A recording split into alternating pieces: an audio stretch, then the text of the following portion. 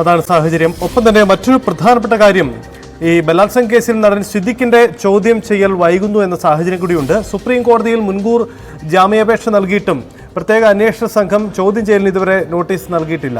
സിദ്ദിഖിനെ അന്വേഷണ സംഘം സർക്കാർ സംരക്ഷിക്കുന്നു എന്നൊരു ആക്ഷേപം കൂടി ഉയരുന്നുണ്ട്. ഈ പശ്ചാത്തലത്തിൽ കൂടി ഇത് പ്രസക്തമാവുകയാണ്. നവമി തുടരുന്നുണ്ട്. നവമി, ഈ സിദ്ദിഖിനെ സംഘം ചോദ്യം ചെയ്യാൻ വിളിപ്പിച്ചിട്ടില്ല. ആവശ്യമെങ്കിൽ അന്വേഷണ സംഘം മുമ്പാകെ ഹാജരാവാം എന്ന വ്യവസ്ഥയിലാണ് താൽക്കാലികമായ മുൻകൂർ ജാമ്യം അനുവദിച്ചിരിക്കുന്നത്. ഈ കേസിൽ തീർപ്പാക്കിയിട്ടില്ല. ഒരുപക്ഷെ അന്വേഷണ സംഘം ഈ കേസിന്റെ തീർപ്പാക്കൽ വരെ കാത്തിരിക്കുകയാണോ ചെയ്യുന്നത്?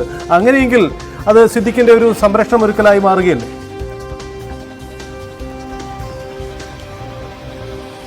തീർച്ചയായും സജിത്ത്, ഇത് തുടക്കം മുതൽ തന്നെ ഈ പോലീസിന്റെ ഭാഗത്തു നിന്നും ഉണ്ടാകുന്ന ഒരു പെരുമാറ്റം അല്ലെങ്കിൽ പോലീസിന്റെ ഭാഗത്തു നിന്നുണ്ടാകുന്ന നടപടികൾ, അതിൽ വലിയ രീതിയിൽ വിമർശനം ഉന്നയിക്കപ്പെട്ടിരുന്നു. സിദ്ദിഖിനെതിരെ കൃത്യമായിട്ടുള്ള തെളിവുകൾ ശേഖരിച്ചിട്ട് പോലും പോലീസ് ഒരു തവണ പോലും ചോദ്യം ചെയ്യാനോ അല്ലെങ്കിൽ അറസ്റ്റിലേക്കോ കടന്നില്ല. പിന്നീട് ഹൈക്കോടതിയിൽ നിന്നും സിദ്ദിഖിന് ജാമ്യം നിഷേധിച്ചുകൊണ്ടുള്ള ഉത്തരവ് വരുന്നു. പക്ഷേ കൊച്ചിയിൽ ഉണ്ടായിട്ടും സിദ്ദിഖിനെ കൃത്യമായി ഒരാഴ്ചയോളം സിദ്ദിഖ് ഒളിവിലാണെന്ന് പറയപ്പെടുന്നു. പക്ഷേ കേരള പോലീസിന് സിദ്ദിഖിനെ പോലുള്ള ഒരു പ്രസിദ്ധനായിട്ടുള്ള ഒരു വ്യക്തിയെ എന്തുകൊണ്ട് അറസ്റ്റ് ചെയ്യാൻ കഴിയുന്നില്ല എന്നുള്ളൊരു ചോദ്യം ആ വലിയ രീതിയിൽ വിമർശനത്തോടെ ഉയർന്നു വന്നിരുന്നു.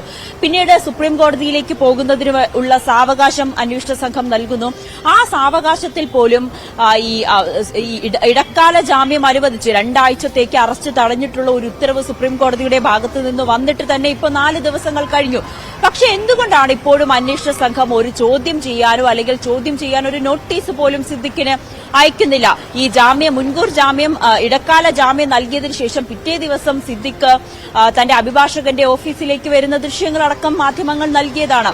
പക്ഷേ എന്തുകൊണ്ടാണ് പോലീസിന്റെ ഈ ഒളിച്ചുകളി, എന്തുകൊണ്ടാണ് സിദ്ദിഖിനെ ഇങ്ങനെ സംരക്ഷിക്കുന്ന നിലപാട് സർക്കാരിന്റെ ഭാഗത്തു നിന്നുണ്ടാകുന്നതെന്ന് ഇപ്പോഴും മനസ്സിലായിട്ടില്ല.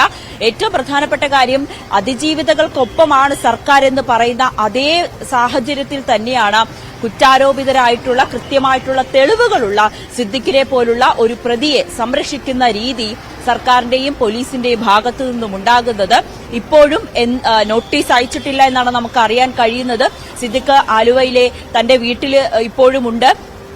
അവിടേക്ക് പോകുവാനോ അല്ലെങ്കിൽ ഒരു നോട്ടീസ് അയച്ച് ചോദ്യം ചെയ്യലിന് വിളിപ്പിക്കുവാനോ ഒന്നും തന്നെ അന്വേഷണ സംഘം ഇതുവരെയും തയ്യാറായിട്ടില്ല.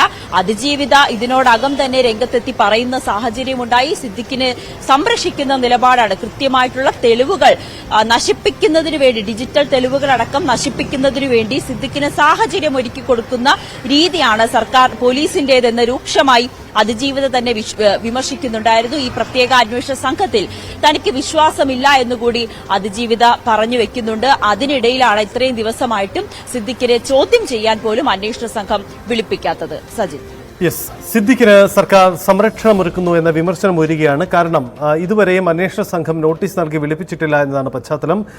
തിരുവനന്തപുരത്താണ് ഈ കേസിന്റെ അന്വേഷണം നടക്കുന്നത്. തിരുവനന്തപുരത്ത് അന്വേഷണ സംഘം മുമ്പാകെയാണ് ഹാജരാവേണ്ടത്. പക്ഷേ അത്തരം നോട്ടീസ് ഒന്നും ഇതുവരെ സിദ്ദിഖിന് കൈമാറിയിട്ടില്ല. ഇതിനിടെ ഇടവേള ബാബുമായി ബന്ധപ്പെട്ട പരാതിയിൽ വീണ്ടും ചോദ്യം ചെയ്യൽ പുരോഗമിക്കുകയാണ്.